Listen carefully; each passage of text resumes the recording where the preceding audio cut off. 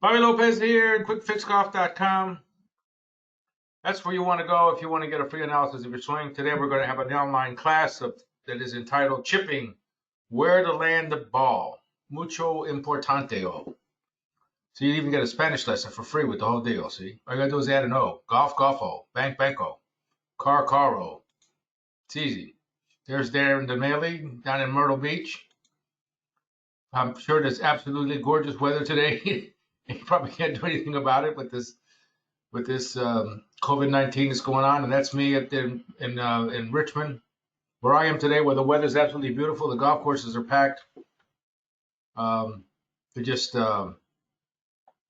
recognizing the 6-foot difference, whatever it is. You know, they don't put a flag stick. There's no hole, but everybody's out there having a good time. And when we're in Myrtle Beach, we're at Tupelo Bay. That's our headquarters. And all you have to do to be at our headquarters is be anywhere on the planet. Take out your cell phone, video your swing, send it off to us.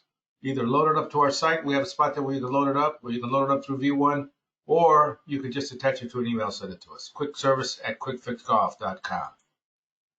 Today we're going to talk about L short game. I have a video that was done by Be Better Golf, and it's at if all you gotta do is go to YouTube and put in Be Better Golf, Bobby Lopez, and you'll see I got a whole bunch of them, half a dozen or so. Here's the link to the actual one right here. I'm not gonna risk touching that link because last time I did that, remember what happened? Shut everything down. But I've got it here. Now, this is Brendan DeVore, and really nice guy. Let me move this back. I went through this today, see? Unfortunately, I've got to sort of move it this way. Tell me, let me turn the microphone and say,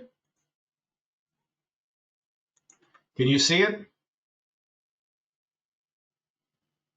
I opened up the device. I want to make sure you can see this. Yeah, I can see it. We're all right, Bob. Now watch. If I press play, now you can't see it, right?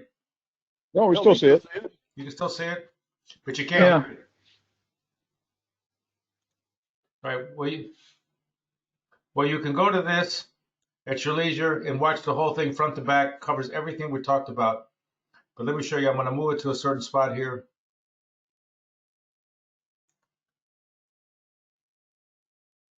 You counted out the distance here. Now I laid some balls down. And here's where I explained. The way I look at it is this. Let me move the ball up a little bit here. Move up, move. Okay, then I set the ball. Okay, so now what I'm telling him here is this, that if my ball was there on the green, and I'm just trying to swing my putter, I'm trying to swing the putter exactly the right size, stroke, in a pendulum to get the ball to move from point A to point B. Remember, I'm going to 3-putt because I'm 7 feet short or 10 feet past. Well, it's the same way with chipping. You're going to take 3 to get up and down because you're short or you're past. So I imagine the first place I can find that has flat area, I figure that's where I'm going to land the golf ball. And then I'm going to have the rest of it roll like a putt all the way to the hole. See? See? All I'm doing is trying to this hole over here. See this hole right here? There it is right there. Just behind my back. So then I'm going to take an 8-iron.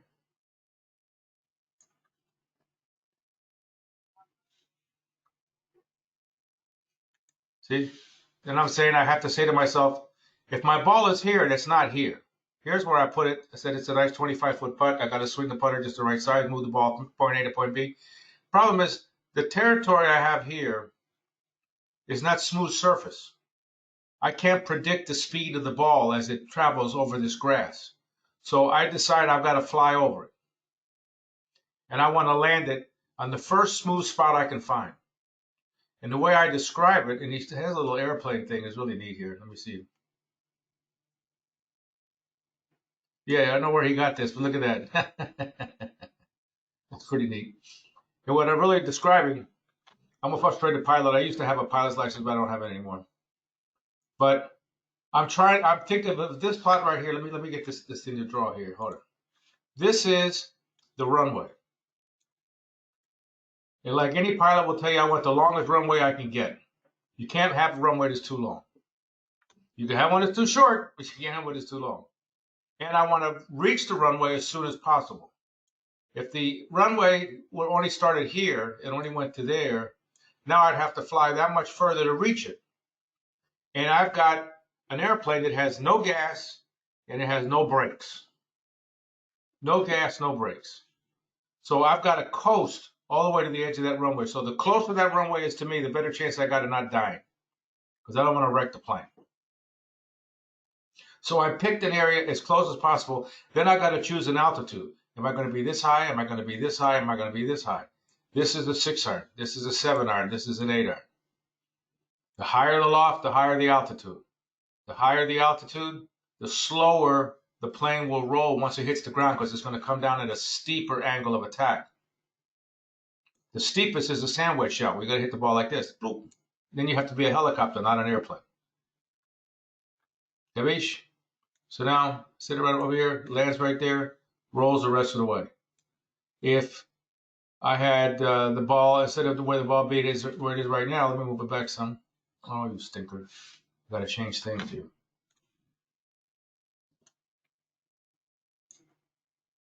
Yeah, if the ball was, instead of being right there, let's pretend the ball was way back here.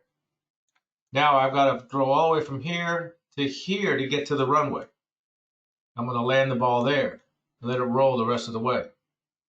So I might have used an 8-iron here. I might have to use a pitching wedge here, because I've got to elevate the golf ball even higher because I'm below the runway. I got to elevate it higher and then land it here and then get it to roll the rest of the way as a putt. The bottom line is I find a landing area that's flat, that's as close to me as possible, that I don't think I'm going to get a bad kick off of, and get the ball on the ground as fast as I can. If I were going with this club right here to this hole over here, that would be my landing area. Well, I don't have anywhere near as much runway.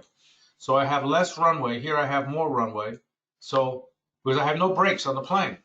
The friction of the cement on the runway is going to have to slow the plane down. Or else I can do a Freddie Flintstone and stick my feet out. I slow it down. But here, so because I'm going to have less runway, I have to have more altitude. So I'm going to use a pitching wedge, maybe even a gap wedge on this shot right here. A gap wedge to go to here, an 8-iron to go to there. Let me clean some of that off. Watch. Here I would hit an 8-iron. It lands right there. You're going to see the shot once I'm going to do it. And it's going to roll all the way there. If I was going to this hole, I would use maybe a gap wedge, 54 degree, land it there, and then roll it all the way to the hole. If the hole was way back here, and that's further back, I might use a 6-iron to land it here and then roll it all the way to the hole. The longer the runway, the lower the loft. The shorter the runway, the higher the loft. The closer your landing area is to you, the better your chances of actually hitting it there. As you'll see, I hit the ball one time. Let me see here. Let's just go ahead with it.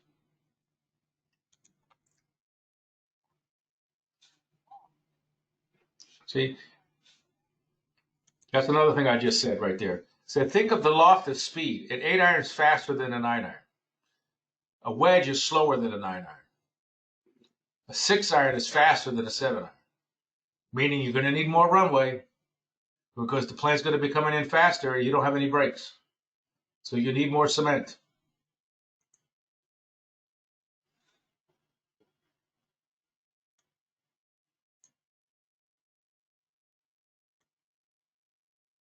And here I go. See? I said that was too fast. Goodbye. See ya. I see, I hit the ball.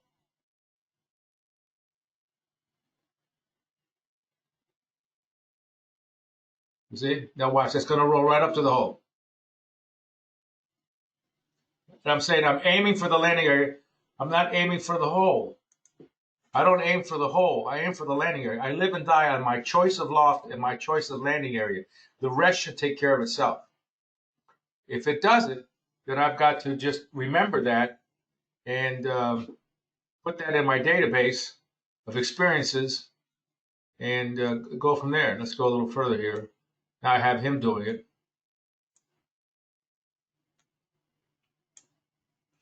This video has,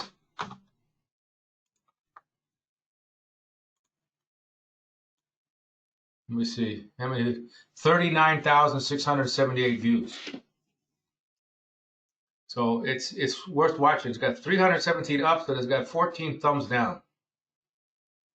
Who are those people? Let's find them. I'll send Pepito by their house.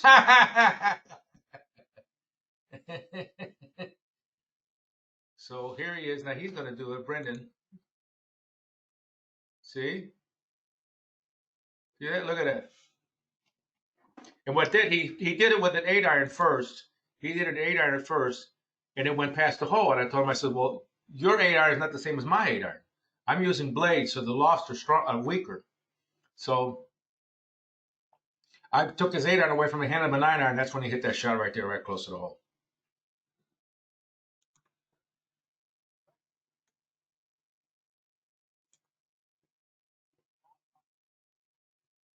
See? Look at it.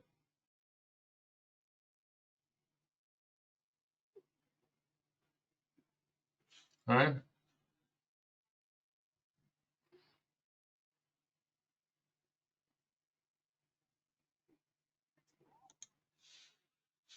Now, let me go back here.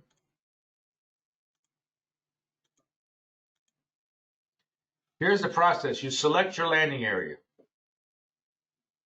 And that you have no control of. I mean, you look, and where do you find a flat spot? If you have crummy grass where you know you can't predict the speed of the ball, which could be on the green or off the green, then you know you got to fly over that. So you got to find your first place that's the best place to land your little airplane. Then you select the speed and loft. What altitude do you need, and how fast do you need to be going to reach that runway? Because right at that point, which by the way you'll do it with flight training and stuff, they just turn the engine off. You got to float all the way to the runway. Soft hands, slow stroke. Very soft hands. I barely have my hands on the golf club. I keep it real soft, and they go slow. A lot of times I think people yip and everything else because they get nervous, or they try to give it something extra, something more than it needs. You should have so much confidence in your selecting of the landing area, in the selecting your speed and loft. You'll gain confidence by doing it more, but have enough confidence in that just relax and stroke the ball. If it goes past the hole, then you know, geez, when I get in the same situation again, I'm going to have to hit a 9-iron, not an 8-iron. You know, an 8-iron won't be every time from the same distance, because sometimes it might be a little uphill, might be a little downhill, might be a little wet, might be a little dry, might be into the grain, against the grain, with the grain. Evaluate your decision after you've hit the shot. You've got to build a database in your brain of situations, so you can draw from that when you get in your next time you're hitting a shot. Load it in your mental database. Mucho importante. All right, now I'm open to the microphones for questions. Lay them on me. I know we'll have a bunch. Well, I don't know about a question, but I can tell you a couple of things. I used your video, and one of the things I noticed on your video is you got an open stance, which I changed. I went to an open stance. I use a reverse grip now to keep my wrist from breaking. Right. And I tried to quantify things, and I read this somewhere, and I don't know even where I've read it, but it works for me. And that is, I pace everything off. So I'll pace to the landing area. And let's say I take 3 paces to get to the landing area. From the landing area, I'm going to pace to the hole. And let's say that it's 9 paces to the hole. So that's 3 into 9 is 3. And then I take 12, take 3 from it, tells me that's a 9 out. And then the people playing behind you. It works, Bobby. It works. Yeah, but the people playing behind you just lit their hair on fire. It doesn't take me long. I'm pacing. I'm not holding the game up. Well, as long as you hustle along, but it works. You know, it works for me. I don't have to guess at it anymore. Now, the only thing, like you say, there's a lot of other things. It depends. It depends on whether there's, whether it's wet, whether it's uphill, downhill. But it gives me a base to go from. So If it's 3 paces and 6 paces, that's 2. 2 from 12 is a 10. That's a pitching wedge, and it works. Good. It works. It's just like putting the line on the golf ball. For some people, it works great. For me, I go nuts. You got to have more of an engineering mind or a left brain, as they say. And you probably weren't you an engineer one time or something, or? Yeah, I was. That's been my problem with my golf swing too, is that I'm trying to analyze the damn thing all the time, and that's taken me 3 years to figure it out. Just relax, slow down, and let it happen. So you're trying to analyze. I get to the golf course, I don't know where I brought all my clubs. Oh, look, that's your wife in the background? Yeah, right. She just gave me a dirty look. You want to hear mine? I'll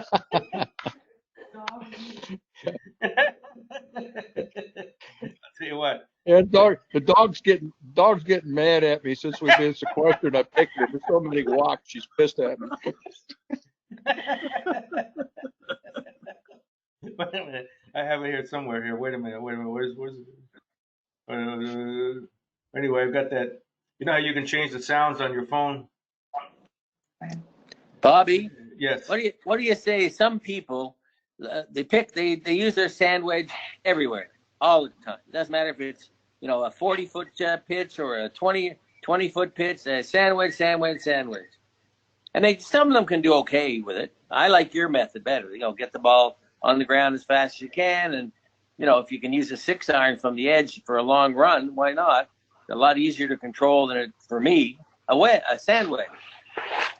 Well, let me tell you how that goes. And that's covered, by the way, on the video. That's one of the questions he asked.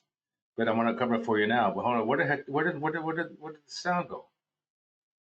I can't believe this. How does that happen that something that important disappears? I don't know what sound is he talking about. We can hear you. No, I'm talking about the sound on my phone. It barks like a dog. Oh. Anyway, maybe she took it off of there. Here's if Billy Casper or Chichi Rodriguez were around, they would say, "Lopez, you're full of baloney. I use my sand wedge everywhere," and they did. The problem is 2 things. One, back in their day, the greens weren't as reliable as far as being able to read the speed, because they were very bouncy, because the mowers weren't the same. The grass wasn't the same. Secondly, they would take that sand wedge and they would manipulate it and make 8 different clubs out of it. Manolo Pinheiro, who was my best friend on tour, he's always said that the rule shouldn't be 14 clubs, it should be 12. You should be allowed to only have 1 wedge. And it's not fair that you have different wedges. You've got to show that you're able to manipulate the 1 wedge. Well, that takes a lot of talent, takes a lot of ability. It doesn't mean it can't be done, but that's not the way the kids do it today. I don't think you see any of those guys left, not even on the senior tour. They're all dead and gone.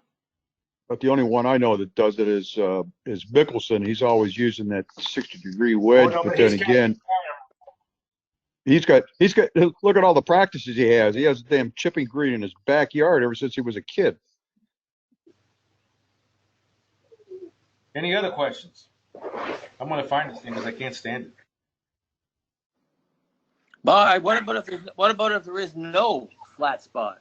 It's all like, let's say, right to left slope or left to right slope, and reasonably severe.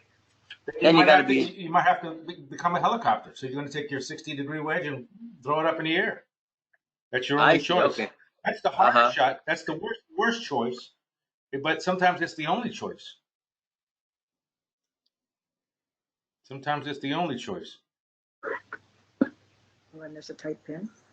Yeah, a really tight pin too, right? Yeah, right. If the hole's close to the edge of the green, if you don't have any breaks, there's only one way to let me draw this. There's only one way to stop a golf ball. One way, let's say you're hitting a 6-iron that's fairly low, but you're hitting it 170 yards, and you put so much underspin on it that when it grabs the green, it's spinning under so much it takes 1 hop and stops, maybe even backs up. Now, if you're close, you can't put enough spin on the ball. You just can't do it. From 40 yards and in, it's just hard to do. So you're hitting a chip shot or a little flop shot. There's only one way to stop the ball, and that's with altitude. That's with angle of descent. If the ball's coming straight down like that, it's going to stop. If it's going this way, it's going to roll.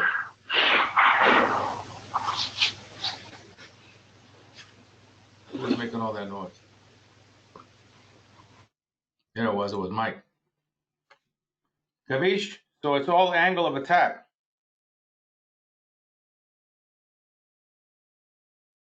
Any other questions? Mike, did you have one? Bobby, when would you use like a 3-wood or hybrid? That's if I'm really close to the edge of the green. Really close to the edge of the green. Because the hybrid is not going to hit the ball very far in the air. I mean, you're close to the edge of the green and you just say, hey, I don't want to use my putter. But you know what Arnold Palmer would tell you? Your worst putt is as good as your best chip. Yeah.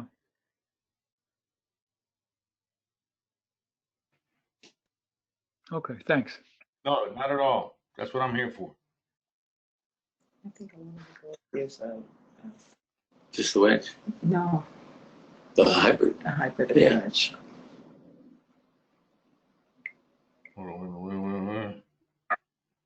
Here we go.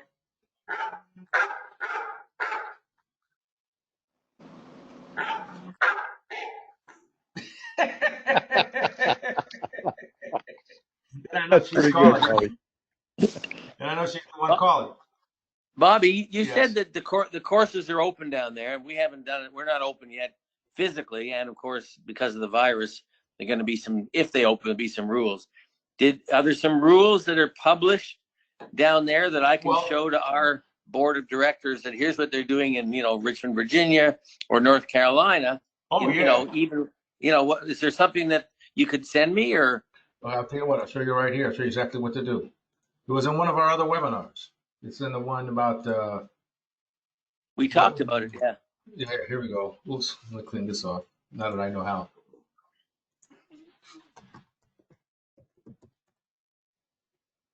See how to protect yourself On the golf course. golfing with COVID-19. I think that's what I put in. And there's a whole bunch of best practices for golfers. Here's another one. Resources for golf courses, Chrono Golf, Boswell Trace Club. There's all kinds of stuff on that here. Mm-hmm. All kinds of. But, I've found that one course was packed today. A friend of mine had gone by, and I'm not going to say which the golf course is, but they had 2 people to a cart, which is not good. I don't want that to get around, and then they also close all the golf courses.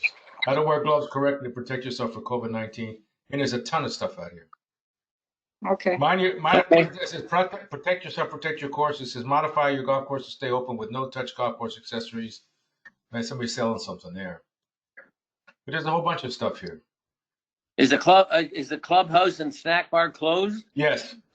Yeah, they are. Right. So you play from outside, basically from your trunk of your car. They set a table outside and they collect your green fee and everything there. And then you go on the golf course and you don't touch the flagstick. They took all the rakes off the bunkers. And they put this foam stuff. Some of them put foam in the hole so the ball won't go in. Other ones take the lining of the inside lining of the hole and lift it up some so the ball can't go in. Oh, I see. Yeah, lift it up. Yeah. So that you're not reaching in the hole to get the ball and transferring the virus that way. So You really can't enter scores. not really. No. At this point, who cares? Just We'd love get to out be and out swing. there. Yeah, I'd like to get Yeah, out you there. just want to be outside on the fresh air. Right now, it's beautiful here. It's nice and sunny. It's good Well, our temperature. grass still has to grow. The grass is still growing after the winter, so. Really? What kind of grass Yeah, you guys have up there? Is it bent or is it? What kind of grass? Well, a lot of it's bent, mostly. We don't have Bermuda. Oh, of course not. I wouldn't think so. And what's the other one? Ryegrass? Is it rye? This might be rye or probably bent. Fescue. Yeah. And on the greens, we get some poana, but they're getting rid of it the best they can. Well, I tell you what. Listen, don't laugh. What's the famous one out in California? Pebble Beach? Pebble Beach. They're Poana greens. Yeah. I putted on some Poana greens that were terrific. They can be fine if they're well handled, well managed. In You your just gotta watch. environment. Not in the You gotta South. watch them in the real heat. You gotta watch them. That's all. Right. In the South, you can't have them in the South because they'll get burned up July and August. They'll be gone. Yeah, they'll be gone. All right, gang. Any other questions? If not, this was good. I suggest going to watch the video. Okay. This video is worth watching. What's going on next week? Anything exciting? I'm going to make up another list. Any suggestions? Are there any topics you guys would want to hear about? How to make sure you can still beat your wife as you get older. Well, all you got to do is put the dog sound on your phone and you'll get beat.